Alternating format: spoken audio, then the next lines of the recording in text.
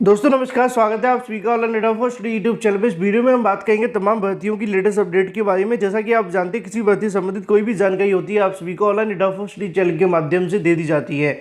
उसी क्रम में अगर बात की जाए नई प्राइमरी शिक्षक भर्ती को लेकर, इसके अलावा पीएनबी के माध्यम से जारी नोटिफिकेशन के बारे में, जुलाई से लेकर जनवरी के बीच में आने वाली 10 नई भर्तियों के अंदर 1 लाख पदों पर विज्ञापन को लेकर, इसके अलावा सरकारी नौकरियों 50 वर्ष के रिटायरमेंट के बारे में। तो चलिए दोस्तों वीडियो शुरू करते हैं। वीडियो को लाइक कर दें, साथ ही शेयर कर दें और चैनल को सब्सक्राइब कर लें, जिससे कि जानकारी आप सभी को सबसे पहले मिलती रहे।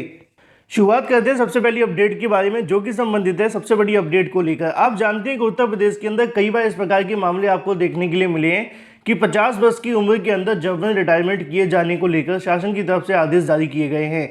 हाल ही में सरकार ने 5 जुलाई को एक बार फिर से नया आदेश जारी किया था, जिसको लेकर जानकारी मैंने आप सभी को दे भी दी। लेकिन इसी बीच अगर बात की जाए यहाँ से सरकार की तरफ से क्या कहना है, उसको भी समझना बेहद आवश्यक है। उनका मानना है कि राज्य कर्मचारियों के अंदर हाहाकार मचा हुआ है। काम न करने वाले व भ्रष्ट जो होंगे उनको यहाँ से जबरन रिटायर कर दिया जाएगा। क्या ऐसा भी हो सकता है कि किसी को बेवजह भी रिटायर कर दिया जाए? यहाँ पर उसको लेकर ही बहुत सारे सवाल हैं। नीचे लिखा हुआ है कि उत्तर प्रदेश राज्य कर्मचारियों के अंदर हाहाकार मचा हुआ है। यूपी सरकार के अंदर अगर देखा जाए तो सरकारी विभागों में कार्य करने वाले 50 साल से अधिक उम्र के जबरन रिटायरमेंट किए जाने को लेकर ऐसे कर्मचारियों जो भ्रष्टाचार, गंभीर बीमारी या फिर काम न करने वाले या जांच में फंसे हों, उनसे कहीं ना कहीं अनिवार्य रिटायरमेंट को लेकर यहाँ से जो तैयारियाँ वो शुरू कर दी गई हैं, जिसकी समीक्षा 31 जुलाई तक यहाँ से की जाएगी। 31 जुलाई के बाद में इनको लेकर जो फैसला है 15 अगस्त तक देखने के लिए मिलेगा और कार्मिक विभाग को देनी होगी। आपको बता दें कि यूपी के कर्मचारी 60 साल की उम्र पूरी होने पर रिटायर किए जाते हैं। पहले कुछ विभागों के अंदर 58 साल देखने के लिए मिलता था, लेकिन बाद में कल की तारीख में जारी आदेश के बाद से अब 31 मार्च 2022 तक यहाँ से सभी की जो 50 वर्ष पूरे कर चुके हैं उनकी स्क्रीनिंग की जाएगी। स्क्रीनिंग किए जाने के बाद में इसको लेकर फैसला देखने के लिए मिलेगा। हालांकि सरकार का यहाँ पे कहना है कि उनको यहाँ से रिटायर किया जाएगा जो किसी बीमारी से पीड़ित है या फिर इसके अलावा अगर बात की जाए काम नहीं करते हैं। अब काम न करने वाला मुद्दा बहुत ज़्यादा महत्वपूर्ण आ जाता है। कई बार बेवजह भी किसी को उठाकर कर दिया जाता है, कोई बहुत सारी चीज़ें होती है, मैं कहना नहीं चाहूँगा, आप समझदार हैं। इसके अलावा अगर बात की जाए भ्रष्ट होते हैं और भी तमाम अलग अलग चीज़ें। अगर देखा जाए तो भ्रष्ट के मामले में 99% लोग भ्रष्ट पाए जाते हैं। अब सभी को अगर निकाला जाएगा, क्या ऐसा भी संभव है कि यहाँ पे हर विभाग के अंदर ऐसा कर दिया जाएगा तो पूरे के पूरे विभाग खाली हो जाएंगे? आप आरटीओ दफ्तर जाइए ड्राइविंग लाइसेंस बनवाने के लिए, आपको पता चल जाएगा कि आखिर उसमें कितना घोटाला चलता है। लेकिन कुछ ऐसे ही विभाग होते हैं जहाँ पे भ्रष्टाचार जैसी चीज़ें कम होती है, जैसे कि शिक्षा विभाग की अगर बात की जाए, है ना, तो यहाँ पे बहुत सारी अलग अलग चीज़ें, टर्म एंड कंडीशन लागू होती हैं। बाकी आप क्या कहते हैं, कमेंट करके बताएं। वहीं दूसरी तरफ बात की जाए अपनी अगली अपडेट के बारे में, जो कि संबंधित है उत्तर प्रदेश में नई प्राथमिक शिक्षक भर्ती को लेकर, जिसका इंतजार लगातार अभ्यर्थी कर रहे हैं। हाल ही में पीएबी की रिपोर्ट के आधार पर 1,26,000 शिक्षकों की खाली होने की जानकारी मिली थी। समाचार पत्रों में जानकारी निकली थी कि किसी जिले के अंदर 17,000 पद खाली हैं, तो किसी जिले के अंदर आप सभी ने देखा कि 9,000 पद खाली हैं, कहीं पर 10,000 पद खाली थे। अलग अलग प्रकार का डाटा लगातार समाचार पत्रों से निकला। अब एक बार फिर से कहीं ना कहीं डाटा आप सभी के सामने आता हुआ दिखाई दे रहा है कि छात्रों की संख्या बढ़ाने के लिए परिषदीय विद्यालयों में कम पड़ेंगे 1,000 से ज़्यादा शिक्षक। यहाँ पे बात की जाए जौनपुर के अंदर परिषदीय विद्यालयों में छात्रों की संख्या बढ़ाने के लिए चलाए गए अभियान के तहत छात्रों की संख्या काफ़ी बढ़ गई है। ऐसे में अब अतिरिक्त शिक्षकों की आवश्यकता पड़ेगी। परिषदीय स्कूलों में छात्रों की संख्या करीब 5 लाख के आसपास पहुंच चुकी है। ये बात की जाए जौनपुर की, ठीक है। जिले में करीब अगर बात की जाए 15,000 शिक्षकों की तैनाती है। मानक की बात करें तो निचली कक्षाओं के अंदर 30 और उचली कक्षाओं के अंदर लगभग 35 देखने के लिए मिलता है, मतलब कि अपर प्राइमरी बात की जा रही है। नीचे लिखा हुआ है कि अधिकारियों की माने तो 1,000 शिक्षकों की ज़रूरत है। ऐसे में अगर बात की जाती जिले के अंदर 1 से 5 तक के 1930 स्कूल हैं, कक्षा 6 से लेकर 8 तक के 411 हैं। जहाँ पे अगर बात की शिक्षकों की संख्या के बारे में तो बड़ी संख्या में शिक्षकों के पद खाली हैं। यहाँ पे लिखा हुआ है कि अगर बात की 30 छात्रों पर एक शिक्षक रखा जाए तब भी यहाँ से 16,000 शिक्षकों की जो आवश्यकता पड़ेगी। इस हिसाब से परिषदीय स्कूलों के अंदर शिक्षकों की कमी हो गई है। ऐसे में पढ़ाई का काम प्रभावित होगा और नवीन पंजीकरण को लेकर भी चलाए गए अभियान का नतीजा शून्य देखने के लिए मिल सकता है, क्योंकि जब शिक्षक ही नहीं होंगे तो कार्य किस प्रकार किया जाएगा? या तो आप पंजीकरण करवा लो या फिर यहाँ से नई शिक्षक भर्ती को लेकर करा लें, या फिर इस प्रकार के जो पद खाली पड़े हुए हैं उनको लेकर सरकार शिक्षा मित्रों को जोड़कर आपको बता सकती है। इन शॉर्ट मामला यह है कि जौनपुर के अंदर 16 से लेकर 17,000 से ज़्यादा पद खाली पड़े हुए हैं। अगर बात की जाए यहाँ पे नामांकन के लिए, तब भी शिक्षक नहीं है, और पढ़ाई के लिए तो शिक्षक पहले भी नहीं थे, आज भी नहीं है, क्योंकि भर्ती कोई हुई नहीं है। सरकार पुराना डाटा लेकर बैठी हुई है।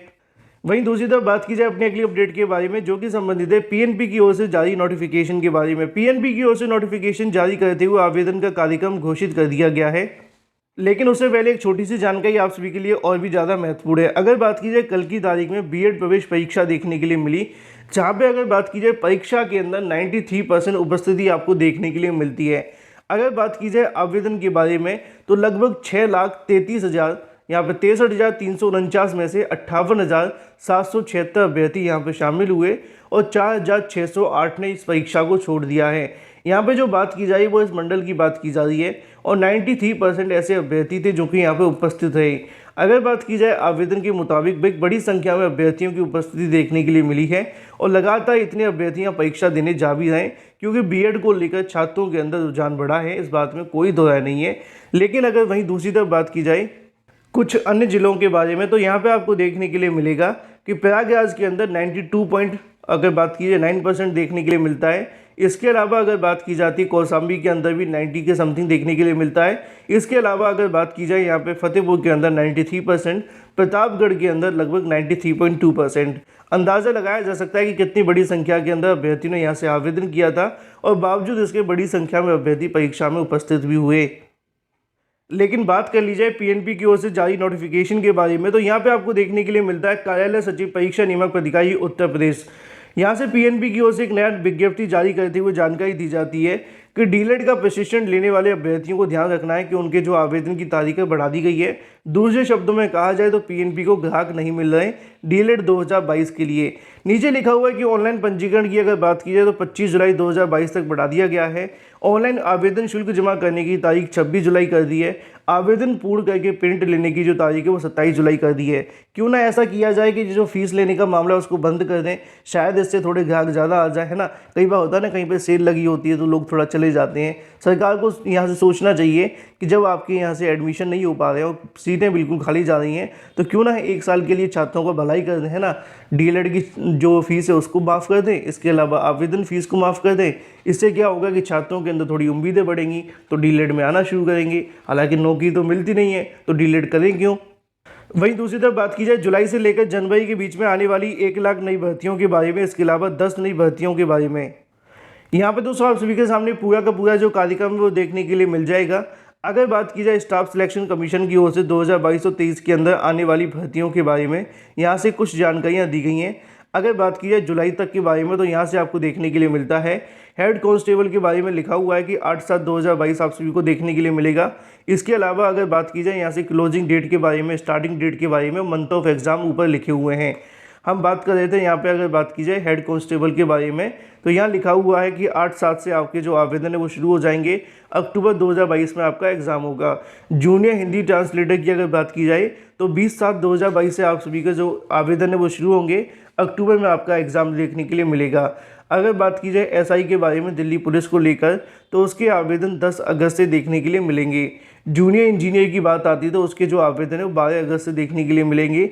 इसके अलावा स्टेनोग्राफर ग्रेड सी और डी की अगर बात की जाए तो 20 से आवेदन अगस्त में आपको देखने के लिए मिलने वाले हैं।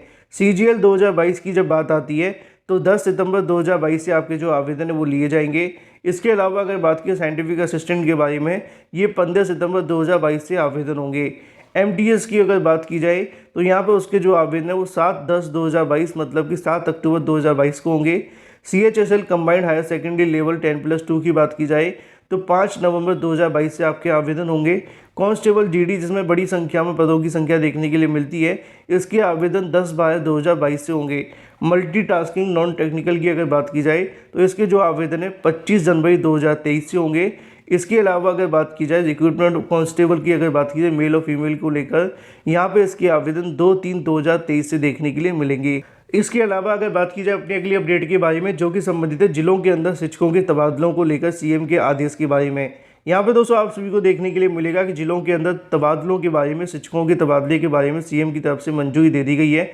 जिलों के अंदर शिक्षकों के तबादले के लिए जल्दी आवेदन लिए जाएंगे। मुख्यमंत्री योगी के माध्यम से बेसिक शिक्षा विभाग के अंदर इस प्रस्ताव को मंजूरी दे दी गई है। विभाग अगले 2 दिनों के अंदर तबादला नीति जारी करेगा। लंबे समय से जिलों के अंदर तबादले नहीं किए गए थे। केंद्र सरकार की रिपोर्ट के मुताबिक 79,000 ऐसे शिक्षक हैं जो कि सरप्लस हैं, यानी जिनको लेकर अगर बात की तैनाती छात्रों के अनुपात से ज़्यादा की गई है। कई जिलों में ऐसा भी देखा गया है, शहरों के आसपास शिक्षकों की संख्या ज़्यादा है।